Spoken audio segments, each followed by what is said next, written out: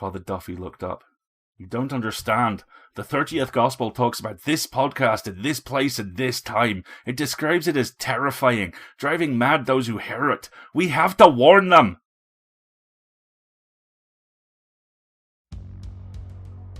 PseudoPod, episode 685, January 17th, 2020. I love saying that year. This week's story, The Loved Dead by C.M. Eddy Jr. and H.P. Lovecraft. Hello everyone, welcome to PseudoPod, the weekly horror podcast. I'm Alistair, your host, and this week's story was originally published in Weird Tales, May, June, July 1924. Let's talk about the authors. Clifford Martin Eddy Jr. wrote for a broad range of pulp fiction mags such as Weird Tales, Muncies, and Snappy Stories. Clifford and Howie were introduced by Eddy's and Lovecraft's mothers, who were both active in the women's suffrage movement. Stop and think about that for a moment. Lovecraft's mom was active in the suffrage movement.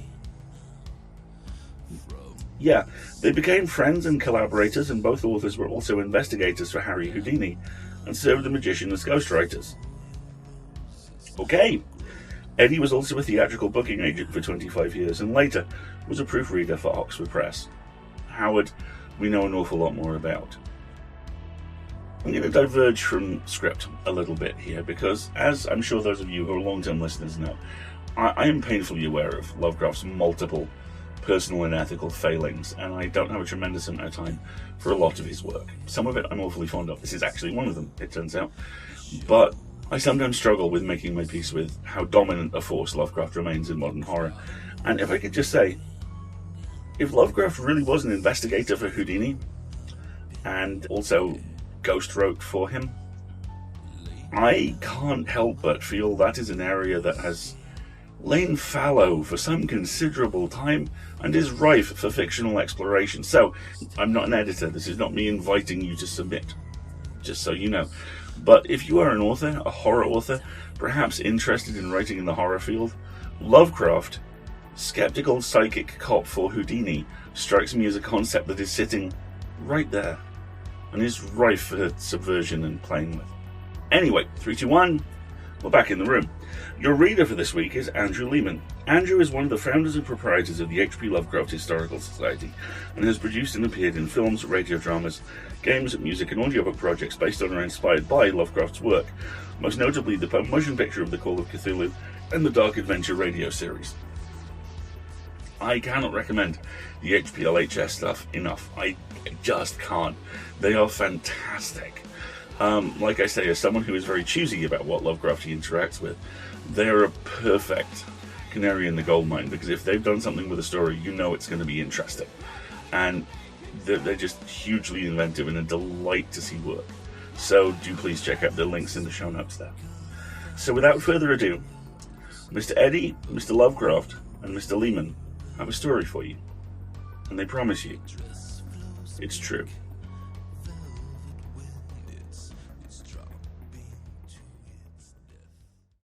The Loved Dead by C.M. Eddy Jr. and H.P. Lovecraft. Narrated by Andrew Lehman. It is midnight. Before dawn they will find me and take me to a black cell, where I shall languish interminably while insatiable desires gnaw at my vitals and wither up my heart, till at last I become one with the dead that I love. My seat is the fetid hollow of an aged grave. My desk is the back of a fallen tombstone, worn smooth by devastating centuries. My only light is that of the stars and a thin-edged moon, yet I can see as clearly as though it were midday. Around me on every side, sepulchral sentinels guarding unkempt graves. The tilting, decrepit headstones lie half-hidden in masses of nauseous, rotting vegetation. Above the rest, silhouetted against the livid sky, an august monument lifts its austere, tapering spire like the spectral chieftain of a Lemurian horde. The air is heavy with the noxious odors of fungi and the scent of damp, mouldy earth, but to me it is the aroma of Elysium. It is still, terrifyingly still, with a silence whose very profundity bespeaks the solemn and the hideous. Could I choose my habitation, it would be in the heart of some such city of putrefying flesh and crumbling bones. For their nearness sends ecstatic thrills through my soul, causing the stagnant blood to race through my veins, and my torpid heart to pound with delirious joy, for the presence of death is life to me. My early childhood was one long, prosaic, and monotonous apathy. Strictly ascetic, wan, pallid, undersized, and subject to protracted spells of morbid moroseness, I was ostracized by the healthy, normal youngsters of my own age. They dubbed me a spoil-sport, an old woman, because I had no interest in the rough, childish games they played, or any stamina to participate in them had I so desired. Like all rural villages, Fenham had its quota of poison-tongued gossips. Their prying imaginations hailed my lethargic temperament as some abhorrent abnormality. They compared me with my parents and shook their heads in ominous doubt at the vast difference. Some of the more superstitious openly pronounced me a changeling, while others, who knew something of my ancestry, called attention to the vague mysterious rumors concerning a great-great-granduncle who had been burned at the stake as a necromancer. Had I lived in some larger town, with greater opportunities for congenial companionship, perhaps I could have overcome this early tendency to be a recluse. As I reached my teens, I grew even more sullen, morbid, and apathetic. My life lacked motivation. I seemed in the grip of something that dulled my senses, stunted my development, retarded my activities, and left me unaccountably dissatisfied. I was 16 when I attended my first funeral. A funeral in Fenham was a preeminent social event, for our town was noted for the longevity of its inhabitants. When, moreover, the funeral was that of such a well-known character as my grandfather, it was safe to assume that the townspeople would turn out en masse to pay due homage to his memory. Yet I did not view the approaching ceremony with even latent interest. Anything that tended to lift me out of my habitual inertia held for me only the promise of physical and mental disquietude. In deference to my parents' importunings, mainly to give myself relief from their caustic condemnations of what they chose to call my unfilial attitude, I agreed to accompany them. There was nothing out of the ordinary about my grandfather's funeral, unless it was the voluminous array of floral tributes. But this, remember, was my initiation to the solemn rites of such an occasion. Something about the darkened room, the oblong coffin with its sombre drapings, the banked masses of fragrant blooms, the dolorous manifestations of the assembled villagers, stirred me from my normal listlessness and arrested my attention. Roused from my momentary reverie by a nudge from my mother's sharp elbow, I followed her across the room to the casket where the body of my grandparent lay. For the first time, I was face to face with death. I looked down upon the calm, placid face, lined with its multitudinous wrinkles, and saw nothing to cause so much of sorrow. Instead, it seemed to me that grandfather was immeasurably content, blandly satisfied. I felt swayed by some strange, discordant sense of elation. So slowly, so stealthily had it crept over me, that I could scarcely define its coming. As I mentally review that portentous hour, it seems that it must have originated with my first glimpse of that funeral scene, silently strengthening its grip with subtle insidiousness. A baleful, malignant influence that seemed to emanate from the corpse itself held me with magnetic fascination. My whole being seemed charged with some ecstatic, electrifying force, and I felt my form straighten without conscious volition. My eyes were trying to burn beneath the closed lids of the dead man's and read some secret message they concealed. My heart gave a sudden leap of unholy glee and pounded against my ribs with demoniacal force, as if to free itself from the confining walls of my frail frame. Wild, wanton, soul-satisfying sensuality engulfed me. Once more the vigorous prod of a maternal elbow jarred me into activity. I had made my way to the sable-shrouded coffin with leaden tread. I walked away with new-found animation.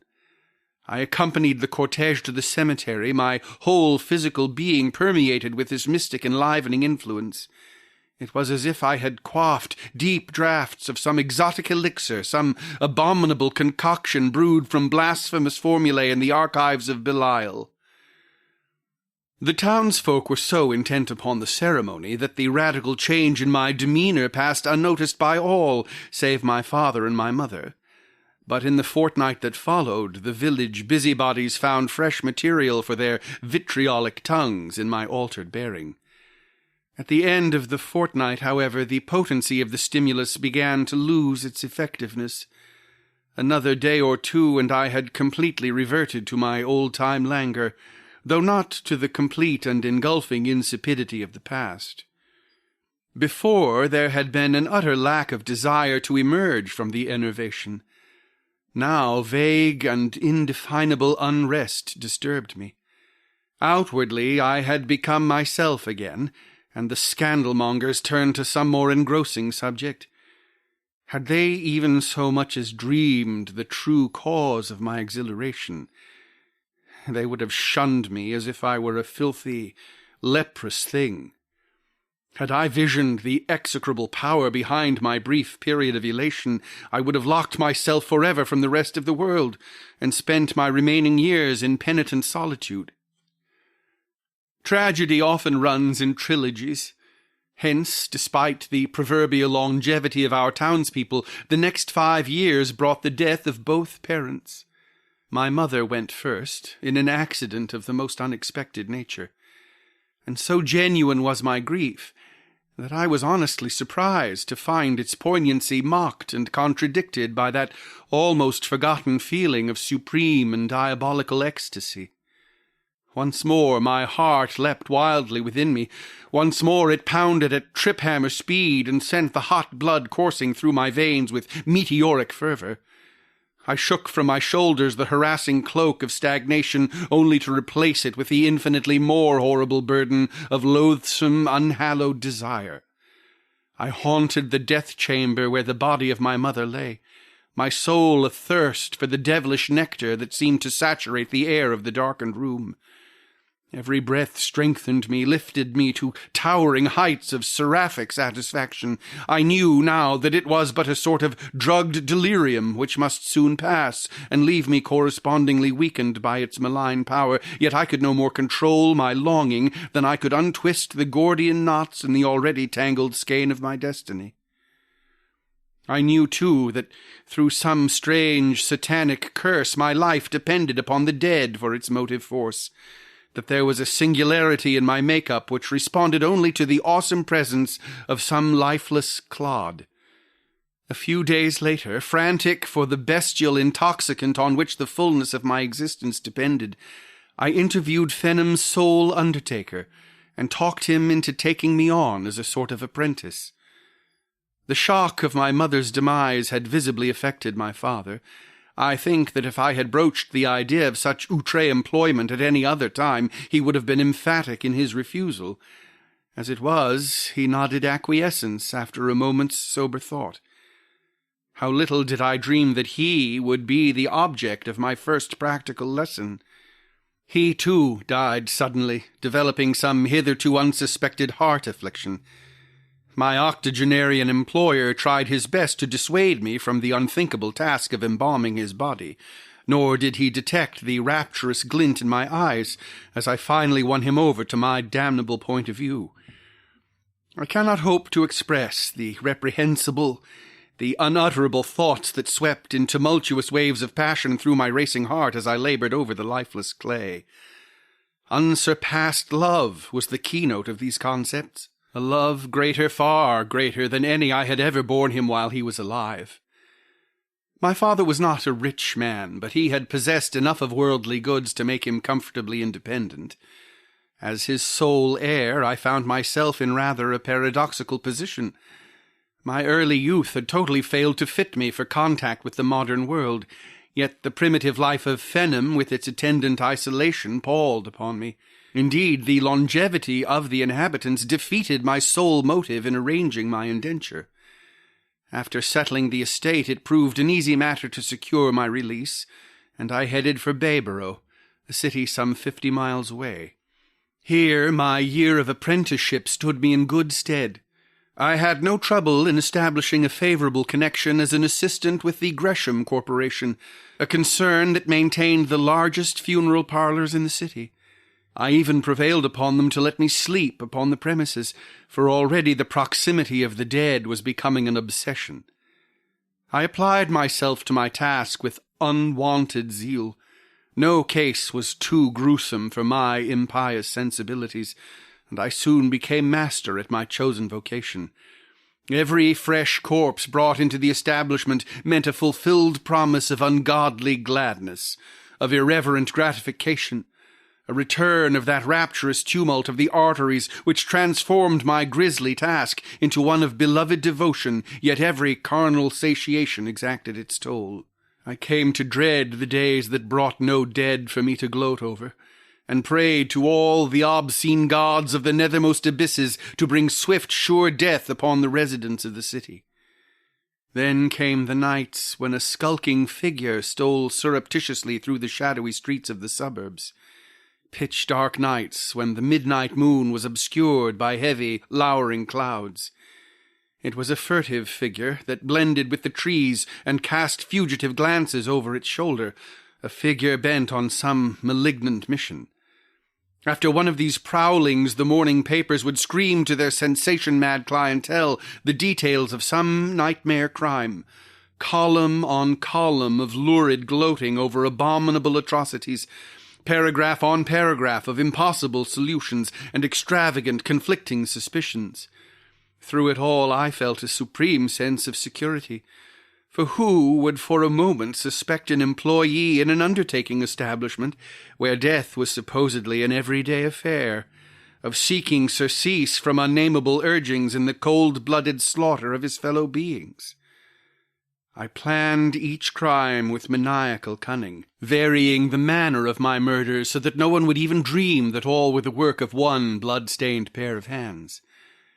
The aftermath of each nocturnal venture was an ecstatic hour of pleasure, pernicious and unalloyed, a pleasure always heightened by the chance that its delicious source might later be assigned to my gloating administrations in the course of my regular occupation. Sometimes that double and ultimate pleasure did occur, O rare and delicious memory! During long nights, when I clung to the shelter of my sanctuary, I was prompted by the mausolean silence to devise new and unspeakable ways of lavishing my affections upon the dead that I loved, the dead that gave me life. One morning Mr. Gresham came much earlier than usual, came to find me stretched out upon a cold slab, deep in ghoulish slumber, my arms wrapped about the stark, stiff, naked body of a fetid corpse. He roused me from my salacious dreams, his eyes filled with mingled detestation and pity. Gently but firmly he told me that I must go, that my nerves were unstrung, that I needed a long rest from the repellent tasks my vocation required, that my impressionable youth was too deeply affected by the dismal atmosphere of my environment.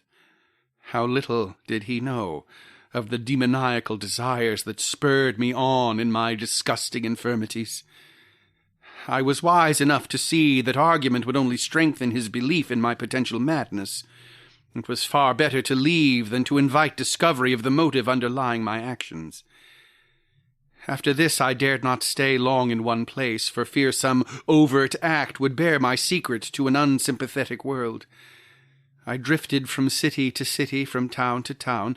I worked in morgues, around cemeteries, once in a crematory, anywhere that afforded me an opportunity to be near the dead that I so craved. And then came the World War. I was one of the first to go across, one of the last to return. 4 years of blood-red charnel hell sickening slime of rain-rotten trenches, deafening bursting of hysterical shells, monotonous droning of sardonic bullets, smoking frenzies of phlegethon's fountains, stifling fumes of murderous gases, grotesque remnants of smashed and shredded bodies. 4 years of transcendent satisfaction. In every wanderer there is a latent urge to return to the scenes of his childhood. A few months later found me making my way through the familiar byways of Fenham.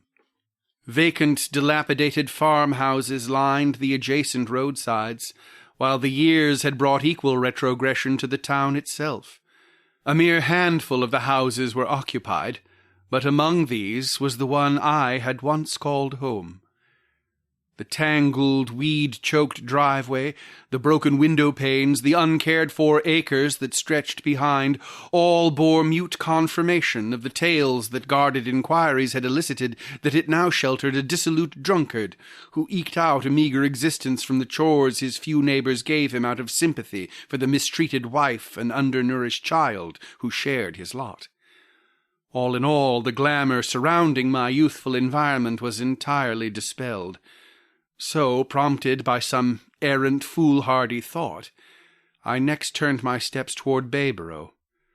Here, too, the years had brought changes, but in reverse order. The small city I remembered had almost doubled in size, despite its wartime depopulation. Instinctively I sought my former place of employment, finding it still there, but with an unfamiliar name and successor to above the door, for the influenza epidemic had claimed Mr. Gresham, while the boys were overseas. Some fateful mood impelled me to ask for work. I referred to my tutelage under Mr. Gresham with some trepidation, but my fears were groundless. My late employer had carried the secret of my unethical conduct with him to the grave. An opportune vacancy ensured my immediate reinstallation. Then came vagrant, haunting memories of scarlet nights of impious pilgrimages, and an uncontrollable desire to renew those illicit joys. I cast caution to the winds, and launched upon another series of damnable debaucheries. Once more the yellow sheets found welcome material in the devilish details of my crimes, comparing them to the red weeks of horror that had appalled the city years before. Once more the police sent out their dragnet and drew into its enmeshing folds nothing. My thirst for the noxious nectar of the dead grew to a consuming fire, and I began to shorten the periods between my odious exploits. I realized that I was treading on dangerous ground, but demoniac desire gripped me in its torturing tentacles and urged me on. All this time my mind was becoming more and more benumbed to any influence except the satiation of my insane longings. Little details vitally important to one bent on such evil escapades escaped me. Somehow, somewhere, I left a vague trace, an elusive clue behind, not enough to warrant my arrest, but sufficient to turn the tide of suspicion in my direction. I sensed this espionage, yet was helpless to stem the surging demand for more dead to quicken my enervated soul. Then came the night when the shrill whistle of the police roused me from my fiendish gloating over the body of my latest victim, a gory razor still clutched tightly in my hand. With one dexterous motion I closed the blade and thrust it into the pocket of the coat I wore. Nightsticks beat a lusty tattoo upon the door. I crashed the window with a chair, thanking fate I had chosen one of the cheaper tenement districts for my locale. I dropped into a dingy alley as blue-coated forms burst through the shattered door. Over shaky fences, through filthy backyards, past squalid ramshackle houses, down dimly lighted narrow streets I fled. I thought at once of the wooded marshes that lay beyond the city and stretched for 100 miles till they touched the outskirts of Fenham. If I could reach this goal, I would be temporarily safe. Before dawn, I was plunging headlong through the foreboding wasteland, stumbling over the rotting roots of half-dead trees, whose naked branches stretched out like grotesque arms, striving to encumber me with mocking embraces. The imps of the nefarious gods to whom I offered my idolatrous prayers must have guided my footsteps through that menacing morass. A week later, wan, bedraggled, and emaciated, I lurked in the woods a mile from Fenham. So far I had eluded my pursuers, yet I dared not show myself, for I knew that the alarm must have been sent broadcast. I vaguely hoped I had thrown them off the trail. After that first frenetic night I had heard no sound of alien voices, no crashing of heavy bodies through the underbrush. Perhaps they had concluded that my body lay hidden in some stagnant pool or had vanished forever in the tenacious quagmire. Hunger gnawed at my vitals with poignant pangs. Thirst left my throat parched and dry. Yet far worse was the unbearable hunger of my starving soul for the stimulus I found only in the nearness of the dead. My nostrils quivered in sweet recollection. No longer could I delude myself with the thought that this desire was a mere whim of the heated imagination. I knew now that it was an integral part of life itself, that without it I should burn out like an empty lamp. I summoned all my remaining energy to fit me for the task of satisfying my accursed appetite. Despite the peril attending my move, I set out to reconnoitre, skirting the sheltering shadows like an obscene wraith. Once more I felt that strange sensation of being led by some unseen satellite of Satan. Yet even my sin-steeped soul revolted for a moment when I found myself before my native abode, the scene of my youthful hermitage. Then these disquieting memories faded. In their place came overwhelming, lustful desire. Behind the rotting walls of this old house lay my prey. A moment later I had raised one of the shattered windows and climbed over the sill. I listened for a moment, every sense alert, every muscle tensed for action. The silence reassured me. With cat-like tread I stole through the familiar rooms until stertorous snores indicated the place where I was to find surcease from my sufferings. I allowed myself a sigh of anticipatory ecstasy as I pushed open the door of the bedchamber. Panther-like, I made my way to the supine form stretched out in drunken stupor. The wife and child, where were they? Well, they could wait. My clutching fingers groped for his throat. Hours later I was again the fugitive, but a newfound stolen strength was mine. 3 silent forms slept to wake no more. It was not until the garish light of day penetrated my hiding place that I visualized the certain consequences of my rashly purchased relief. By this time the bodies must have been discovered. Even the most obtuse of the rural police must surely link the tragedy with my flight from the nearby city.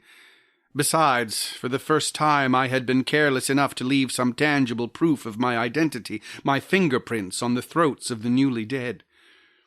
All day I shivered in nervous apprehension. The mere crackling of a dry twig beneath my feet conjured mental images that appalled me.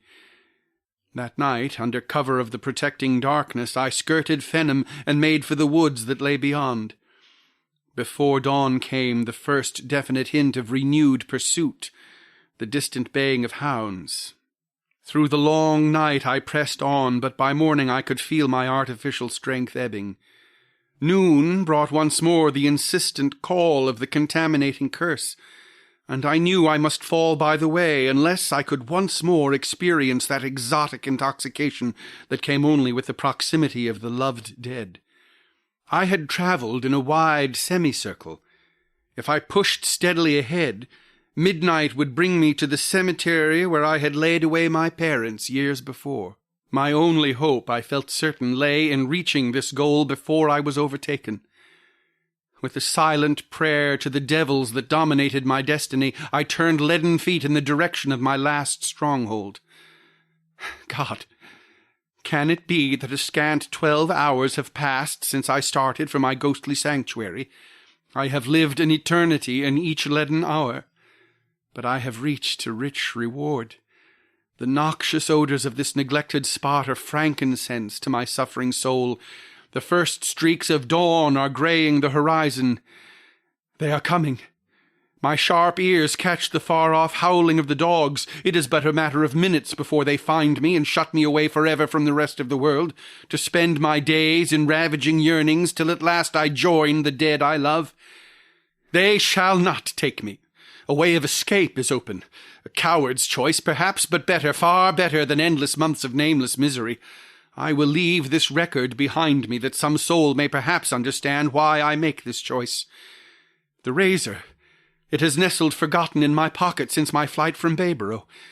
Its blood-stained blade gleams oddly in the waning light of the thin-edged moon. One slashing stroke across my left wrist and deliverance is assured. Warm, fresh blood spatters grotesque patterns on dingy, decrepit slabs. Phantasmal hordes swarm over the rotting graves.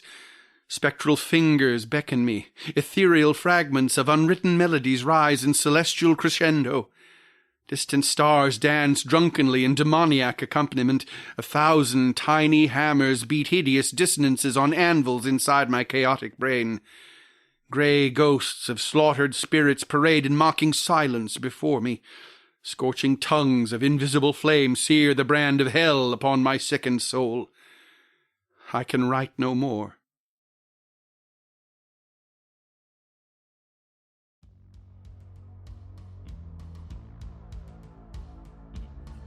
There are 3 really interesting points in this story, 2 of which are teachable moments, one of which still resonates hard today. Teachable moments first, then. The language in this thing is as rich and electric as a fruitcake in an electric guitar contest. Holy wow, do they lay it on thick. I especially liked dangerous ground, but demoniac desire gripped me in its torturing tentacles and urged me on. And when I say liked, I mean I genuinely did like it. This thing drips with both gore and atmosphere, and the absolute conviction of both authors is to be applauded. You want grand guignol horror? You want a horrible figure stalking graveyards? You, my friend, want this. I can almost hear the crypt keeper cackling beneath the endless lightning storm. Overblown? Yeah. Successful? Oh, hell yes.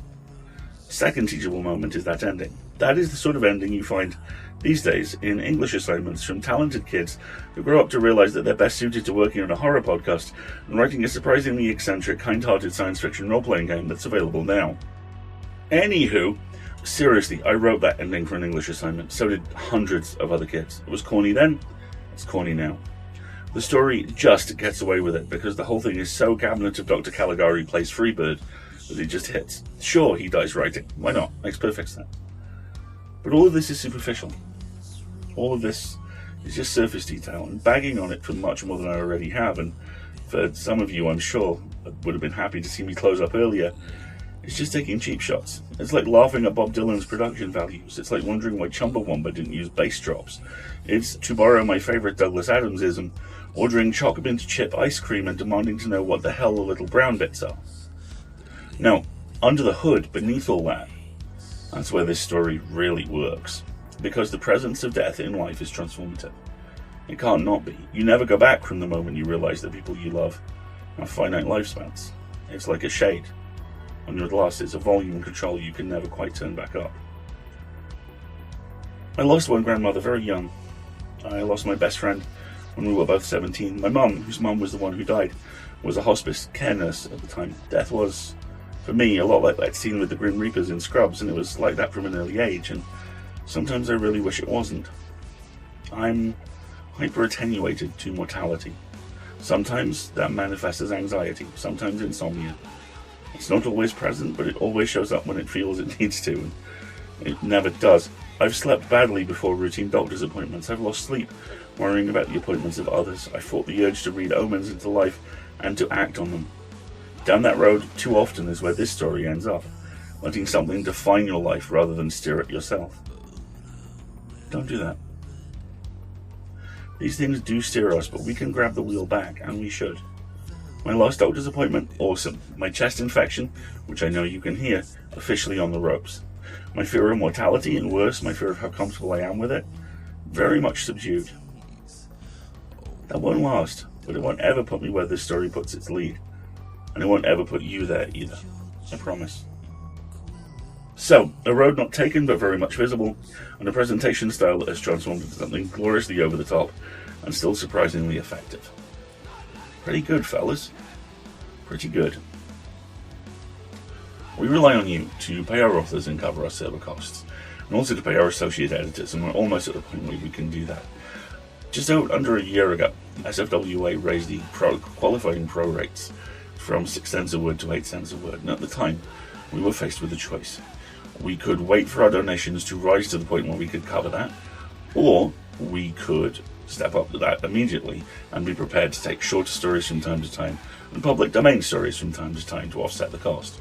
That's one of the reasons why you have some public domain stories to listen to right now. We made the second choice, and it was the right one.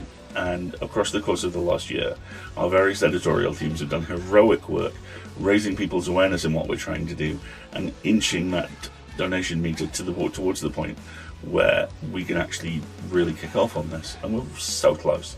Once we get there, that 8 cents a word cost is going to be absorbed.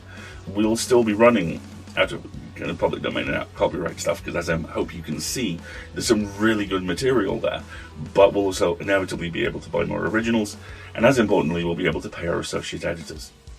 These are our slush wranglers. These are the folks who are the point of contact between us and literally every author who gets in contact.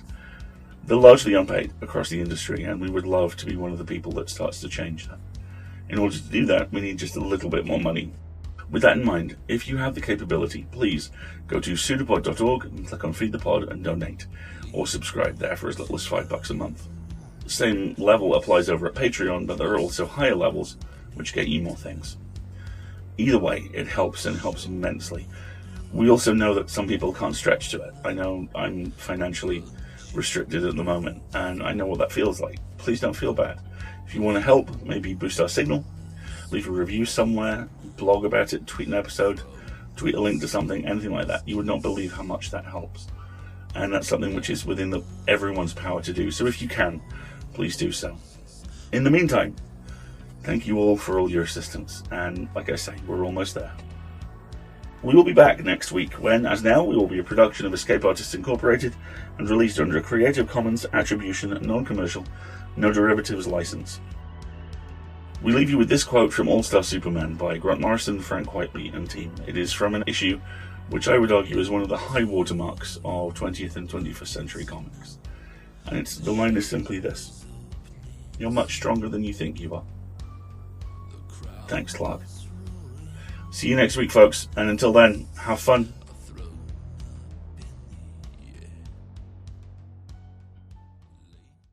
It's a pseudopod. It's a big foot. It's all about podcasts these days.